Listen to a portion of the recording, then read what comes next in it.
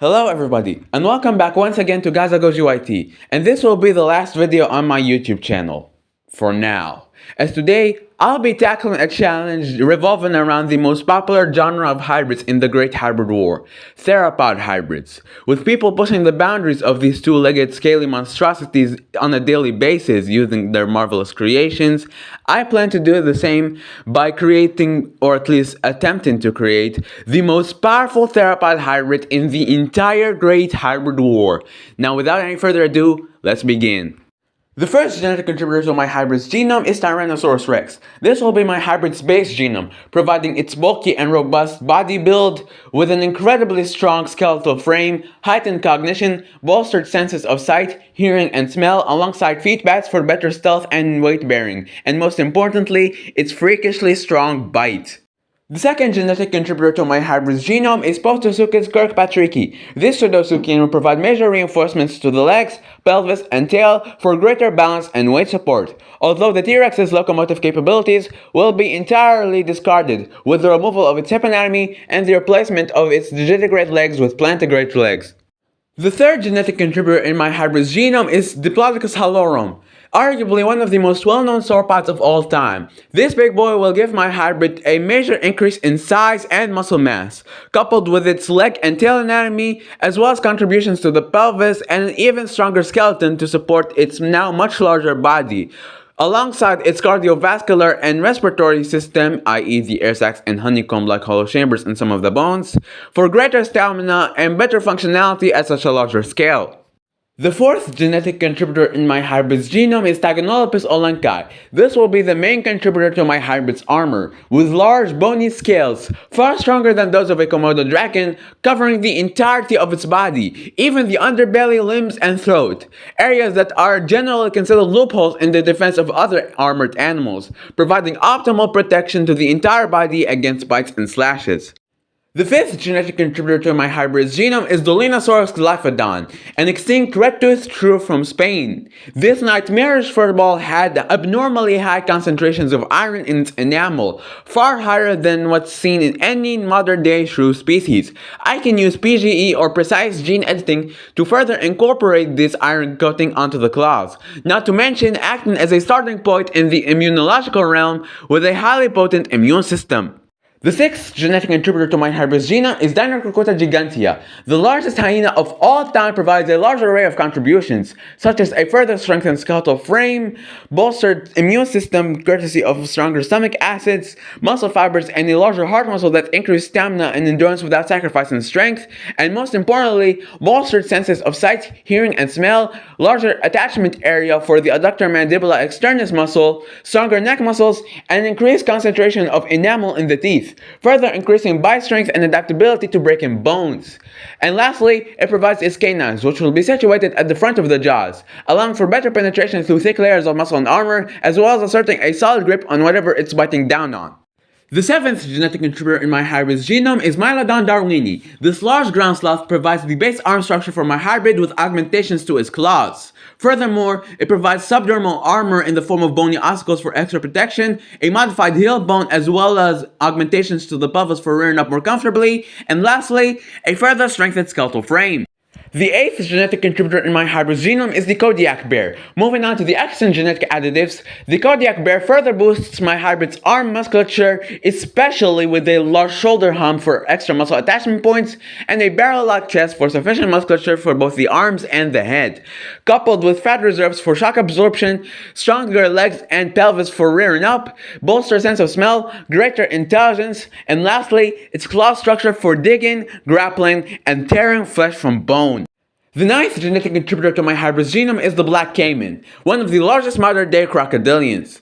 This gene additive provides the collagen fibers underneath of my hybrid scales, seeing that Saganolpus skin wasn't particularly flexible. This helps with retaining agility without sacrificing its armor strength.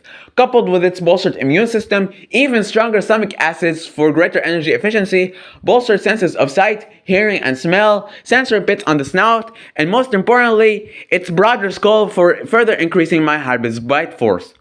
The 10th genetic contributor to my hybrid genome is the crocodile monitor. This large monitor lizard adds augmentations to the brain for better cognition, binocular vision for greater perception, gular pump, a specialized throat muscle, for increased oxygen intake, extra iron coating on the teeth, beta carotene sheath on the claws for increasing their sharpness while still retaining their robustness from the bear, and lastly, it makes my hybrid's tail prehensile for manipulating smaller opponents and keeping them at bay, as well as being flattened from the sides for stronger tail swings while still retaining their whip-like properties from Diplodocus.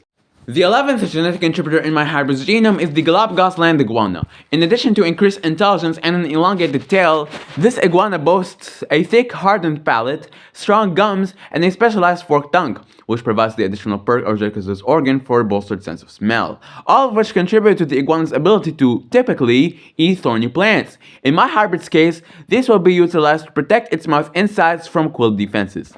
The 12th genetic contributor in my hybrid's genome is the Gila monster. This desert-dwelling lizard provides two major perks: extra fat reserves at the tail for greater energy capacity, and the venom application method, with salivary venom glands that are delivered via grooved teeth in the form of a venomous bite, safely injecting the venom onto the opponent without the need for fragile snake fangs. Not to mention that the venom is produced on command, not autonomously, which not only conserves energy, but lessens the risk of the venom being constantly absorbed by my hybrid's body.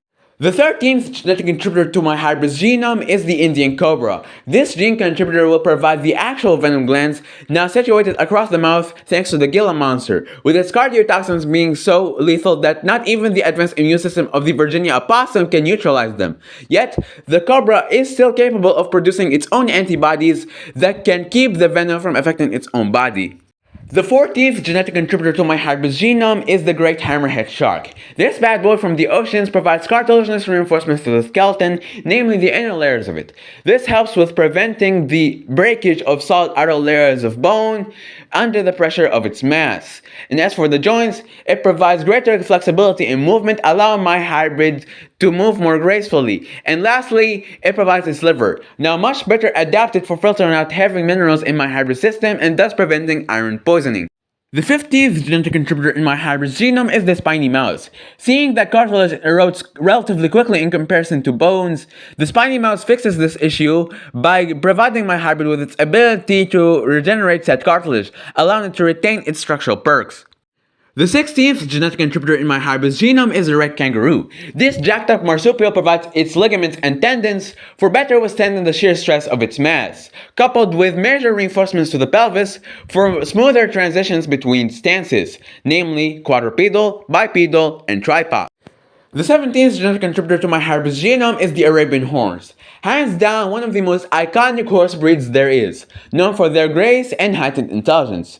Furthermore, their large nostrils, one less lumbar or back, vertebrae and pair of ribs, strong bones, flexible spine, and highly advanced cooling system augment my hybrid speed, agility, and stamina by a solid margin. Not to mention their highly energy efficient muscle fibers, which work in tandem with those of Dinocrocuta for a balanced mix of mobility and endurance. The 18th genetic contributor to my hybrid genome is the common swift, an absolute master of disguise, added onto my hybrid for two traits: its exceptionally sticky saliva, which should facilitate the application of cobra venom onto my hybrid's opponents, and its visual acuity, which not only boosts my hybrid's eyesight, but also gives it faster reaction time. The 19th genetic contributor in my hybrid genome is the regal horned lizard, the first half of my hybrid special attack, which provides its unique special ability to squirt blood out of its eyes by squeezing the blood vessels near its eyes and squirting a stream of blood that typically extends to 3 feet and is aimed with killer precision, coupled with harvester ant venom, which it typically acquires from its diet, in order to generate a foul smell that deters its predators. In the case of my hybrid, being much larger allows him to shoot this bloodshot for much greater distances, making it an effective long-range attack. As for the actual venom, I replace the harvester ant venom with the 20th genetic contributor in my hybrid genome, the giant moray eel, the second half of my hybrid special attack, and the last genetic contributor in my hybrid genome, providing its highly dangerous ichthyotoxins present in its bloodstream, which can combo with the bloodshot of the regal horned lizard, giving my hybrid an effective ranged weapon to use against opponents, coupled with additional perks such as an even better immune system and a bolstered sense of smell. Now that the genome is complete, let's introduce the most powerful theropod hybrid in the entire Great Hybrid War. Impera Tyrannus Sanguinis, name meaning the Tyrant Emperor of Blood, codenamed Vigo. Height 5.5 meters or 18 feet in its quadrupedal stance, 6.1 meters or 20 feet in its bipedal stance, and 13 meters or 42.5 feet in its tripod stance. Length 20 meters or 65.6 feet, and weight 20 tons. And with that, we conclude this video. I'd like to thank you everybody so much for watching and enjoying all of the hybrids that I've made across the history of this channel. Now, like I said in the intro, this will be my last video for a very long time, as I have some very deep IRL issues that I have to deal with, which will take a lot of time to handle. How long? Only God knows. But rest assured, because I'll be back. And when I'm back, expect more hybrids and even a video in the similar style of the Allosaurus Titanis versus the Great Hybrid War, where I pit my hybrid Vigo up against the most powerful theropod hybrids in the entire Great Hybrid War. So until then, goodbye.